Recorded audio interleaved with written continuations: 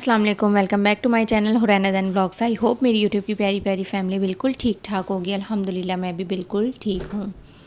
Hurain school चली गई थी और उसके बाद फिर मेरी हेल्पर जल्दी आ गई थी क्योंकि उन्होंने कहीं जाना था, कहीं रिश्तेदारों में इंतकाल वगैरह हो गया था तो वहाँ पुरसे के लिए जाना था उन्होंने जल्दी, तो फिर वो मेरी तरफ जल्दी आ गई थी। और अभी आप लोग जो ऐसी आवाज़ मेरी सुन रहे हैं ना, ये आजकल मेरी आवाज़ बिल्कुल पता नहीं क्या हो गया है। मैं बोलती हूँ और बोलते बोलते मेरी आवाज़ बीच से बिल्कुल गायब सी हो जाती है। तो कल के भी व्लॉग में आप लोगों ने नोट किया होगा, उसको मैंने कई 50 बार एडिट किया है, लेकिन फिर मैंने कहा अब ये जाने दें, छोटा सा क्लिप है तो वो बार बार कट तो काफ़ी ज़्यादा मुश्किल हो जाती है उसकी वजह से। पता नहीं बोलते बोलते ना आवाज़ इतनी ज़्यादा मेरी गायब हो जाती है। थोड़ा सा गला बीच में जब मेरा ख़राब था तो उसके बाद से ही मसला मुझे होने लगा है। तो मेरी क्लियर जो है ना अभी वॉइस नहीं होती। अभी भी मैंने कितनी बार कट किया, पानी पिया है और सब कुछ कर लिया, लेकिन आवाज़ जो है ना वो बिल्कुल कंटिन्यू ठीक नहीं आ रही। तो मैंने कहा जैसी आ रही है वैसी जाने दें, क्योंकि व्लॉग एडिट करना है, वरना फिर ऐसा ना हो कि बच्चे उठ जाएँ तो फिर ये एडिटिंग भी रह जाएगी मेरी। क्योंकि जब बच्चे सो रहे होते हैं ना तभी एडिटिंग अच्छी हो सकती है, वरना अगर बच्चे उठे हुए होते हैं ना तो फिर वो ज़ाहिर शोर वगैरह आता है तो बिल्कुल भी जो है ना एडिटिंग ठीक हो नहीं सकती।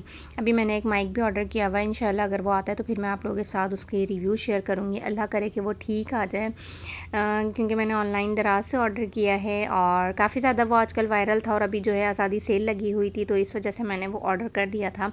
इंशाल्लाह आता है तो फिर आप लोगों के साथ शेयर करूँगी। वो आ जाएगा तो फिर मेरे लिए ज़्यादा ईजी होगा, क्योंकि उसमें जो है ना वो थोड़ी सी नॉइस डिडक्शन हो जाती है। अभी जैसे बात करते में आपको आवाज़ें ज़्यादा आती हैं तो वो जो है ना काफ़ी हद तक बेहतर हो जाएगी, क्योंकि वॉइस ओवर करना एक इंतहाई मुश्किल काम होता है। जितने भी यूट्यूबर्स हैं उनको आइडिया होगा इस चीज़ का, और अभी मैं तो न्यू हूँ, इस फील्ड में आई हूँ, तो मेरे लिए तो बहुत ज़्यादा मसला होता है। और अभी जो आवाज़ का इशू चल रहा है सबसे ज़्यादा, तो इसकी वजह से और ज़्यादा मुझे प्रॉब्लम हो रही है।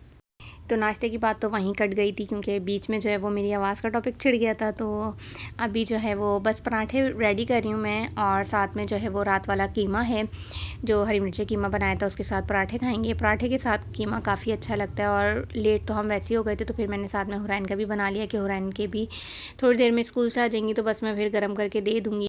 तो यहाँ पे बस मैं लास्ट में हुरैन का ही पराठा बनाने लगी हूँ। और जब भी मैं जो है रोटी बनाऊँ या पराठा बनाऊँ तो लास्ट में जब भी मैं चूल्हे पे डालती हूँ तो मैं हाथ के हाथ काउंटर क्लीन कर लेती हूँ। और जब भी मैं कुछ भी रोटी बनाऊँ, एक बनाऊँ या दो बनाऊँ, मेरी आदत है कि मैं जो है ना बेलन हाथ के हाथ वॉश करती हूँ। कभी भी मैंने गंदा बेलन उठा के नहीं रखा, क्योंकि इससे तो एक तो जिन लोगों के घर में चींटियाँ वगैरह आती हैं तो वो चींटियाँ आने का भी बहुत ज़्यादा ख़तरा रहता है और फिर गंदा भी लगता है। तो आप जब भी रखें अपना जो लोग चकला यूज़ करते हैं वो भी वॉश करें, और जो बेलन यूज़ करते हैं वो भी वॉश करें। इसीलिए जो है ना आप लोग देखते हैं कि मेरा बेलन कितना अच्छा नीट एंड क्लीन रहता है। बाज़ लोग काफ़ी ख़राब हो रहा होगा, गंदा हो रहा होगा, लेकिन वो वही यूज़ करते हैं। तो ऐसे बिल्कुल भी नहीं करना चाहिए। बिल्कुल साफ़ सुथरी हर चीज़, अपने खाने पीने का हाइजीन का बहुत ख्याल रखना चाहिए। तो जब हम घर में प्रेफर करते हैं कि हर चीज़ हम घर की बनी हुई खाएं, तो फिर हाइजीन का भी तो हमें ख्याल रखना चाहिए ना। तो बस यहाँ पे पराठे रेडी हो गए हैं, अब हम नाश्ता करते हैं और फिर उसके बाद जो भी दिन भर में काम करूँगी वो आप लोगों के साथ शेयर करती रहूँगी।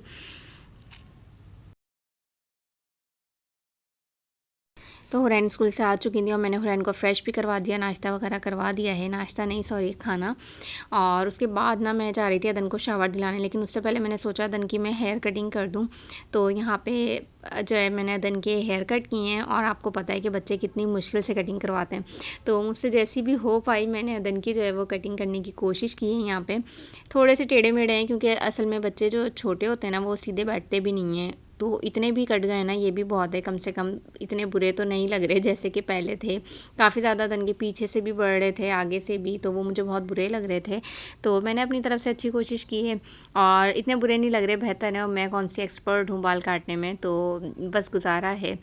और मैंने खाने में बनाई है आज ये मूंग की फरेरी दाल, और अच्छी बनती है। ये भी काफ़ी टाइम से बनाई नहीं थी, तो फिर मैंने सोचा चलें, एक तो पकाने का मसला है, कश्मीर जो है ना वो हल नहीं होता, क्या पकाएं ये सबसे बड़ा मसला होता है। तो बस आज जो है ना हमने मुँह मसूर की नहीं सॉरी मूंग की दाल बनाई है। और लहसुन अदरक मेरा ख़त्म हो रहा था, तो फिर मैं यहाँ जो है अपना लहसुन अदरक पीस के रख रही थी। बच्चों के साथ फ़्रेश जो है ना बना के डालना वो मेरे लिए बहुत मुश्किल होता है, तो मैं जो है ना ये ग्राइंड करके रख लेती हूँ। इससे मुझे काफ़ी ज़्यादा इजी रहता है और अल्हम्दुलिल्लाह लाइट वगैरह भी नहीं जाती, तो इतना कोई इशू नहीं है कि ख़राब होगा या टेस्ट चेंज होगा। थोड़ा सा मैंने जो है ना इसमें ऑयल डाल दिया था ताकि ग्राइंड जब ये क्योंकि जो मोटा वाला लहसुन होता है ना वो बाद में ग्रीन हो जाता है, अगर उसमें थोड़ा सा ऑयल डाल के आप पीस लेना तो वो ग्रीन नहीं होता। और यहाँ पे जो है ना हमारी मशीन थोड़ा सा मसला कर रही है। वैसे बिल्कुल ठीक है, कोई भी शेक बनाना या कुछ भी करना हो तो कभी भी मसला नहीं होता, लेकिन जब लहसुन अदरक पिसता है ना तो वो थोड़ा सा आई थिंक हार्ड होता है। जबकि मैंने छोटे छोटे से क्यूब्स कर लिए थे, लेकिन उसके बावजूद भी ना थोड़ा अटक रहा था, तो बार बार कभी स्पून चलाना पड़ता, कभी इसको हिलाना पड़ता। तो फिर खैर अल्हम्दुलिल्लाह ये पिस गया। कुछ लोग जो है ना इसको क्यूब्स में भी फ्रीज़ कर देते हैं, लेकिन ना मेरे पास अभी एक्स्ट्रा क्यूब्स हैं और ना ही जो है फ्रिज में इतना स्पेस है, तो मैं जो है ना थोड़ा चीज़ें कम कम ही उनको वो करती हूँ ताकि फ्रीज़र में ना जगह बनी रहे।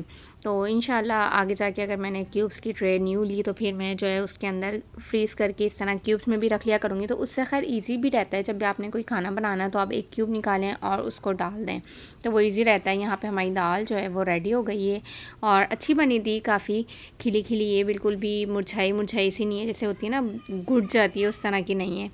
और यहाँ पे मैं बच्चों के साथ खेल रही थी फ़ुटबॉल, तो हुरैन अदन दोनों ही शरारतें कर रहे थे और मैं भी इनके साथ खेल रही थी। तो मैं बिल्कुल भी उस तरह की मदर नहीं हूँ कि बच्चों के साथ बहुत स्ट्रिक्टली रहूँ हर वक्त। मतलब आप एक जैसे ना रहें हर वक्त ना बच्चों के साथ, कभी बच्चों की तरह बन के भी खेलें उनके साथ और कभी उन पे सख्ती भी करें। मतलब मैं डांटती भी हूँ सम टाइम, कभी अगर ज़रूरत पड़े तो फिर पिटाई भी लगा देती हूँ। और वरना मैं जो है ना बच्चों के साथ बिल्कुल फ्रेंडली हूँ, उनके साथ खेलना, मस्ती करना, शरारतें करना। तो दोनों मुझसे जो है ना काफ़ी ज़्यादा क्लोज़ हैं और अब वो माहौल भी नहीं रहा कि आप बच्चों के साथ बहुत ज़्यादा सख्त रहें जैसे कि पहले होता था। ना इंटरनेट था, ना ही मोबाइल बच्चों के हाथों में होते थे, ना उनको इतना आइडिया होता था। तो बस पेरेंट्स ने जैसे रखना होता था, जैसे डील करना होता था, बस बच्चे वैसे ही रहते थे। लेकिन अब तो बच्चों तक में इतनी अवेयरनेस है कि उन्हें पता होता है कि मतलब वो ख़ुद भी पेरेंट्स के साथ फ्रेंडली रहना पसंद करते हैं। मतलब स्ट्रिक्ट नहीं कि हर वक्त बस आप उन पर सख्ती करते रहें, ये नहीं करो वो नहीं करो। मतलब अगर आप किसी चीज़ के लिए उनको मना कर रहे हैं तो किसी चीज़ के लिए उनको हाँ भी करें कि आप चलो वो नहीं कर रहे, आप चलो ये कर लो। तो इस तरह जो है ना बच्चों का भी माइंड सेट रहता है। और आपको एक वाक़या सुनाती हूँ अपने बचपन का। मैं और मेरी सिस्टर हम दोनों छोटे थे, हम सिपारा पढ़ने जाते थे। तो सिपारा पढ़ के जब हम वापस आ रहे थे ना तो हमारी गली में जो है ना एक कुआँ था। अच्छा, वो कुआँ जो है ना काफ़ी साल पुराना था, तो उसमें लोगों ने काफ़ी ज़्यादा ना पहले यूज़ किया, लेकिन उसके बाद जब वो खुश्क हो गया ना, उसमें पानी नहीं आता था, तो लोगों ने उसमें पत्थर डाल के उसको बंद कर दिया।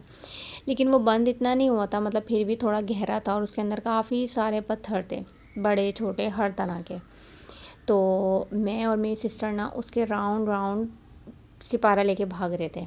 सिपारा लेके हम दोनों खेलते रहे ना और उसके गिर्द जो है ना हम घूमते रहे। अच्छा, खेलते खेलते ना क्या हुआ, मेरा पाँव स्लिप हुआ और मैं कुएं के अंदर, और मेरी जो है ना आँख बच गई थी, अल्हम्दुलिल्लाह, अल्लाह का शुक्र है। और आँख के जो है ना बिल्कुल पास काफ़ी चोट लगी, मेरी हाफ़ आईब्रो गायब हो गई। अब मैं जो है ना बाहर ना निकलूँ, मैं अंदर बैठ के रोती रही और मेरी सिस्टर घर चली गई। वो घर चली गई और मैं अंदर कुएं में बैठ के रोती रही। फिर जो है ना वहाँ से कोई आंटी गुज़र रही थी, तो उन्होंने मुझे देखा जब मैं अंदर बैठी हुई रो रही थी, तो उन्होंने मुझे बोला आओ मैं तुम्हें बाहर निकाल दूँ ना। वो समझी शायद मुझसे निकला नहीं जा रहा, मैं इसीलिए बाहर नहीं आ रही। लेकिन मैं जो है ना वो उनसे कह रही हूँ कि नहीं मैं बाहर नहीं आऊँगी, मुझे अम्मी मारेंगी, मुझे घर नहीं जाना, मुझे अम्मी मारेंगी। बस मेरी ये एक ही लाइन थी, मुझे आज भी वो बात याद है अपनी अच्छे से। वो मुझे कहने लगी नहीं बेटा मैं तुम्हें लेके चलूँगी, आओ बाहर। फिर बड़ी मुश्किलों से मैं जो है ना बाहर आई। तो जबकि हमारी अम्मी बिल्कुल भी ऐसी नहीं है कि वो बहुत ज़्यादा स्ट्रिक्ट हों, हमारे साथ सख्ती करें या हमें किसी चीज़ के लिए मारें। लेकिन हाँ ये ज़रूर होता था कि जब भी हम कोई गलती करके आते थे ना तो अम्मी पहले जो है ना हमारी पिटाई लगाती थी और फिर अम्मी जो है ना बात सुनती थी कि क्या हुआ है। कोई चोट भी लगी होती थी ना तो अम्मी पहले पिटाई ही लगाती थी और उसके बाद अम्मी पूछती थी कि अब बताओ क्या हुआ। तो कभी कभी मुझे वो इतनी याद आती है ना बात। तो खैर बचपन था गुजर गया और अभी भी सोच सोच के ना हंसी आती है और आज तक मेरी जो है ना आँख के पास निशान है। साइड पे जो है ना जो चोट लगती है वो ज़ाहिर है निशान तो नहीं जाते। तो उस वक्त तो उन्होंने डॉक्टर ने मुझे कहा था कि स्टिचेस लगेंगे, लेकिन अम्मी ने मना कर दिया था कि नहीं स्टिचेस नहीं लगवाऊंगी, उसके बाद फिर ना निशान रहते हैं स्टिचेस के। तो खैर स्टिचेस नहीं लगवाए थे और अल्हम्दुलिल्लाह के आईब्रोज़ भी वापस आ गई। और डॉक्टर ने कोई ऐसी मेरी दवा लगाई थी ना, मुझे आज भी याद है, इतनी मेरे जलन हो रही थी उस जगह पे, पता नहीं क्या उन्होंने मेडिसिन मुझे लगाई, लेकिन बहुत ज़्यादा मुझे इचिंग हो रही थी उस जगह पर। तो खैर अब तो अल्हम्दुलिल्लाह ठीक है, आईब्रोज़ भी आ गई हैं उस जगह पर, और लेकिन निशान हैं चोट के। और यहाँ पे देखें आप, अदन अपनी शरारतों में बिज़ी हैं। अब तो अदन जो है ना, अभी देखा था ना आपने कि कबर्ड खोल के उसमें से जो है वो जार निकाला और उसके ऊपर खड़े हो रहे हैं। कभी कोई मग लेके आते हैं में और उसके ऊपर खड़े होके जो है ना ऊपर अदन स्विच ऑन ऑफ करते हैं। तो बस अदन ने पूरा किचन से लेके लाउंज तक सारा कुछ फैलाया हुआ है। और मेरा आज का यही व्लॉग था। अगर आप लोगों को कुछ भी अच्छा लगा हो तो वीडियो को लाइक कर दीजिएगा, चैनल पर नए हैं तो सब्सक्राइब कर दें। मिलती हूँ नेक्स्ट वीडियो में, तब तक के लिए अपना बहुत सारा ख्याल रखिएगा, हमें दुआ में याद रखिएगा। अल्लाह हाफिज़।